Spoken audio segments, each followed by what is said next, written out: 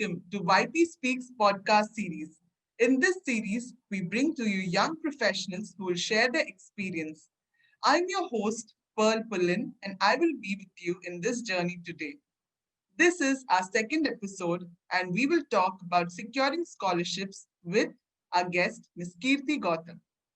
She is presently a technical solutions specialist for security in Cisco for more than 2 years and one of the most impactful IEEE Delhi section volunteers during her undergraduate years at IGDTW while bagging international accolades like James O'Gray Scholarship in 2017, IEEE Computer Society Richard E. Mervyn Scholarship in April 2017, and was a Grace Hopper Conference India Scholar in 2016. Presently at Cisco, she is progressively working at the intersection of technology and business and is committed to empowering people socioeconomically. Welcome, Kirti. Hi, Kirti, and welcome. Hello, how are you? I'm good. So let's begin. Sure, no problem. Yeah. So, what made you join IEEE and how did it help you in your career? I think for everyone in Indira Gandhi Delhi Technical University, the person who made us all join is Akash Thyal sir. He was very much into IEEE and he was giving us instances where it has helped a lot of our seniors and himself as well. So I was very excited, in the first year itself that let's try this and why don't we give it a try? And if it's so helpful, then let's just use it for our benefit. And that's how it started.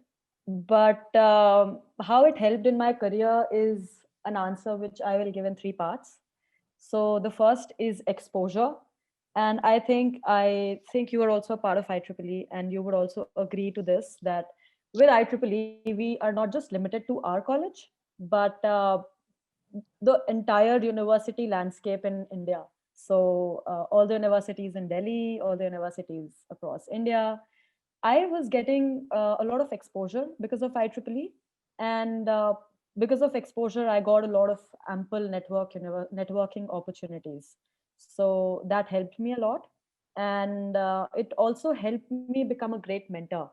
So I've been mentoring quite a good number of people throughout my career as well as while I was in fourth year and third year. And becoming a great mentor is understanding people's equations with what they want to do. So it helped me identify those opportunities, helped me become a great mentor. And that's what I keep doing while in my professional career as well. So I'm a buddy mentor to some of the people who join from universities. And the third thing that it helped me with is actually giving me a great confidence boost. I was probably the youngest person to join IEEE Delhi section. So I was very happy. I was over the moon that, I have skills to showcase. I have ideas that people want to hear. And that was a great confidence booster. So yeah, that's probably a long answer to your very short question. Along with all this, you were also the recipient of Richard E. Mervyn, James O'Gray, and GHCI scholarships. So, first of all, how Yeah. did you get to know about these? Because most scholarships, they just go away and you know when people have received. Right. So I think for Richard E. Mervyn, some of our college seniors got it. So that's how I heard about it. And also when I was in Delhi section, there was this chair, Vaibhav Vats, and there were a few members of the section itself. They got it, and I was like, what am I not doing that I didn't get it? So next time I applied, and I got it, fortunately. And for James O'Gray, I think it was the first time that the scholarship was actually initiated. So I got to know about it through a mailer. So I was probably the first person, along with someone in the graduate category, to get it across the entire globe. So that I was very fortunate that way. And for GHCI, again, like I said, IEEE provides us with a good number of exposure and great number of networking opportunities. And I was in ECE, so it's very hard to know about GHCI or even GHC and other women in technology scholarships, because people just assume by default that if you're in ECE, you'll probably do DSP or VLSI or things like that. So my networking opportunities that I was so fortunate enough to have, they helped me identify those people who were doing the things that I wanted to do. And that's how I heard about it and applied.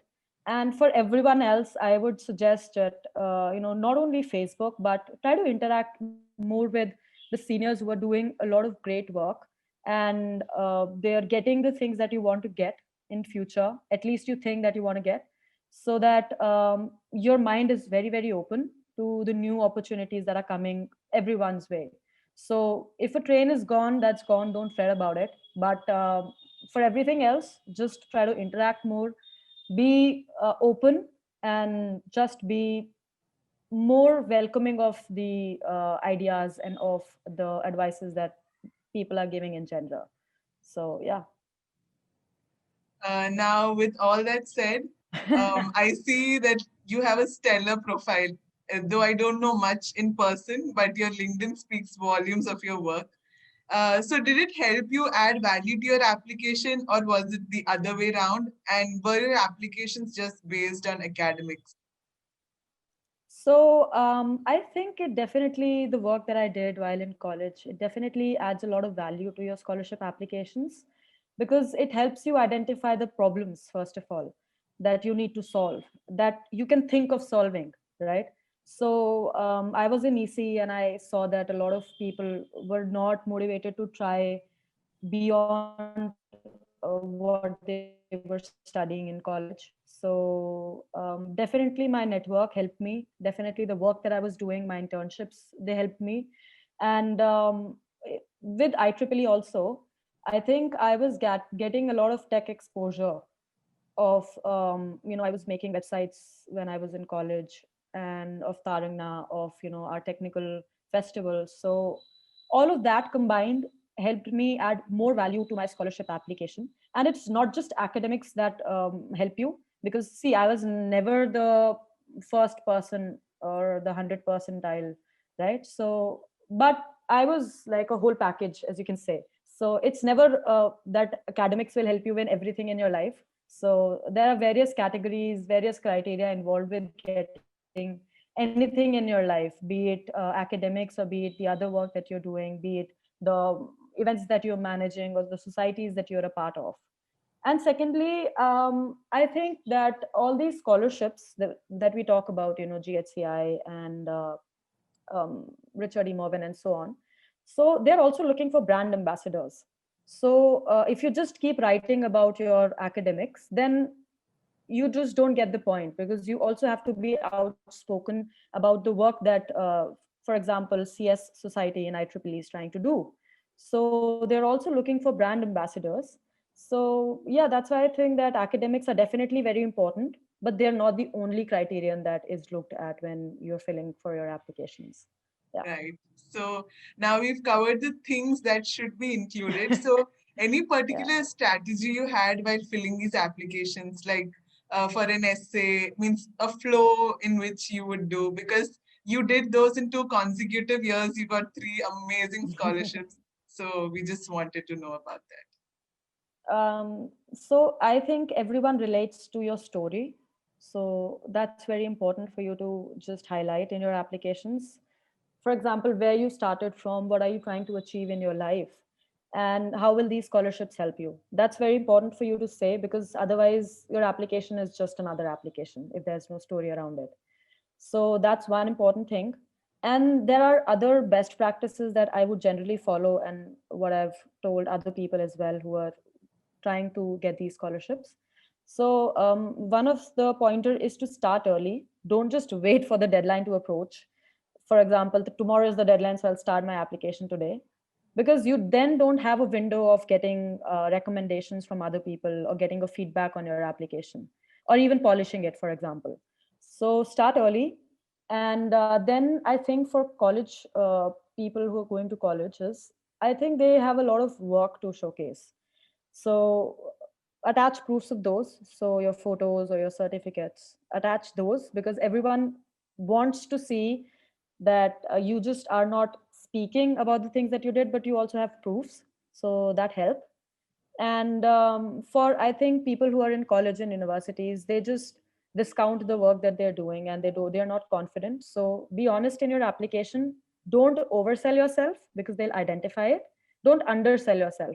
The work that you're doing is important for you and the society that you're working for. So just don't undersell yourself. Being in college ki ye to important nahi hai. Don't think about that.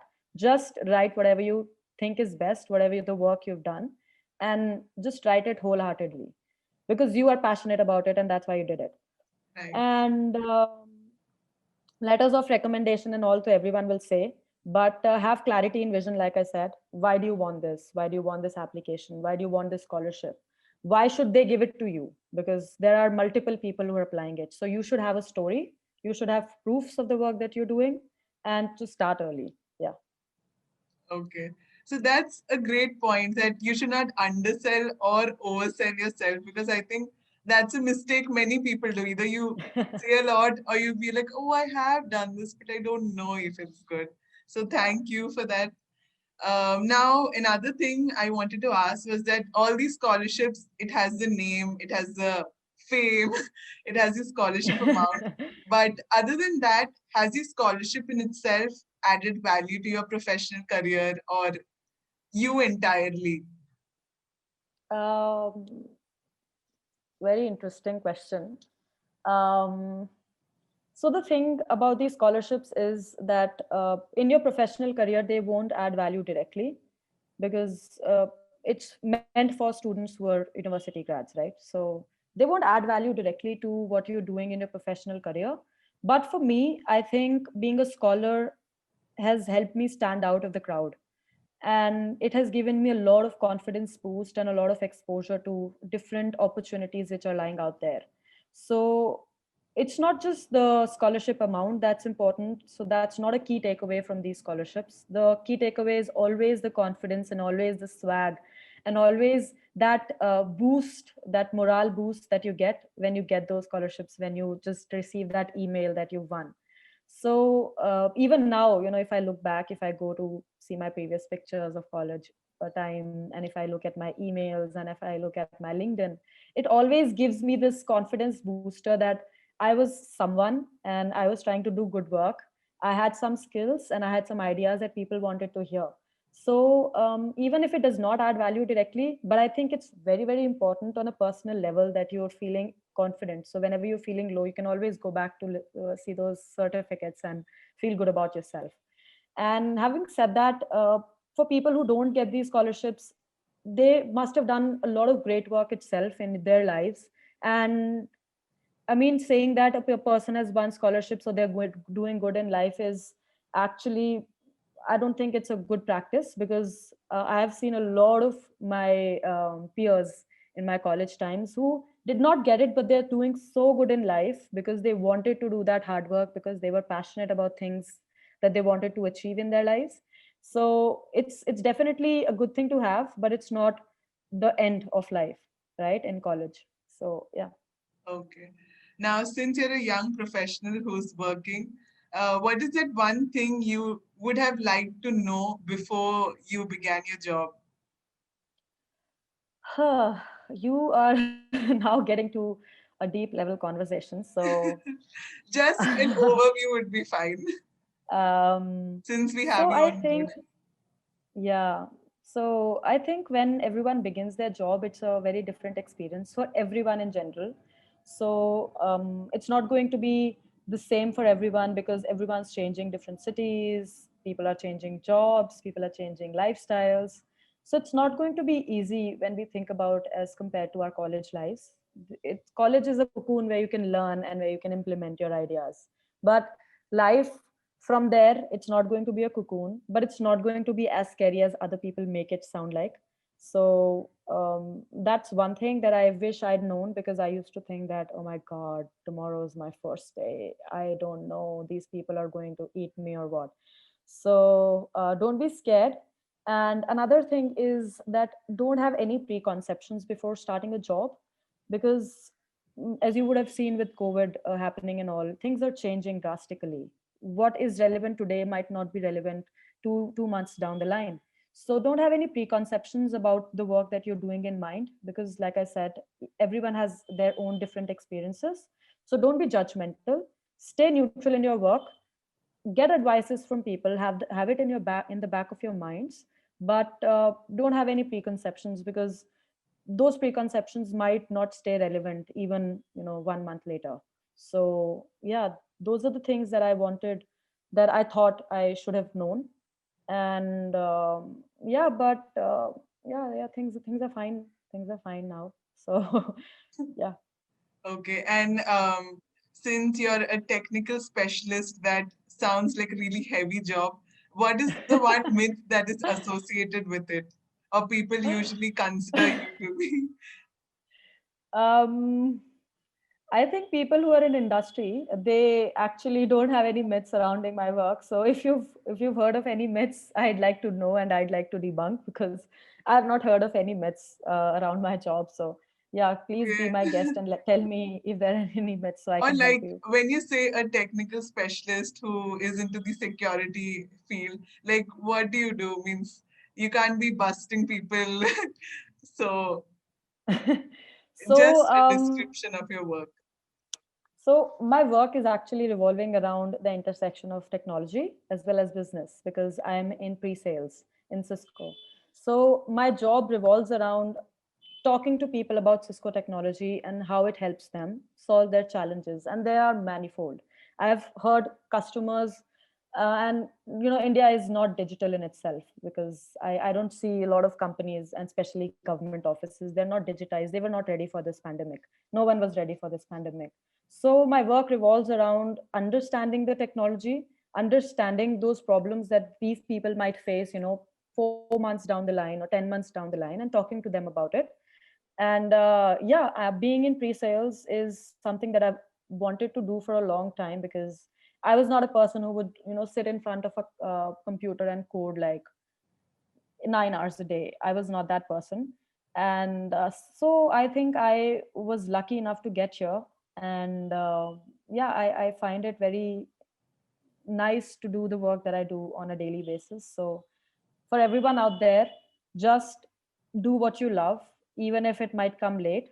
But just keep doing what you love, and just keep working hard. And if there are any other myths that you think that are associated with my job, please get in touch with me, and I'll be more than happy to talk to you about it. Okay, so with that, how can the listeners get in touch with you? Which social media handles would you prefer?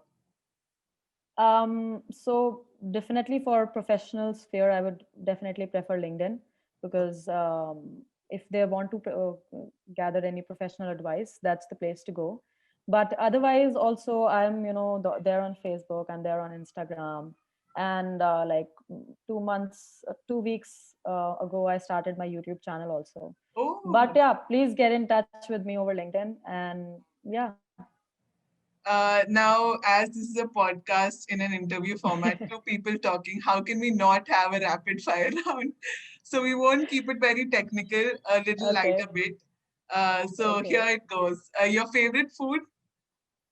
Italian food, Okay. Indianized Italian food. So I like pasta, lasagna, pizza, Ah, but with Indian masales. oh, Yeah. okay. Indian Italian. Like NSP pasta, it's not Italian, but it's this is what Indians like, I think.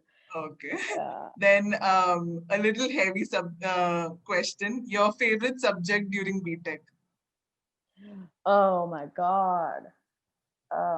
I think it has to be networking, because that's what I'm doing right now. Uh, So yeah, yeah, okay. yeah. Your favorite song or So my music? favorite song would be Shotgun by George Ezra.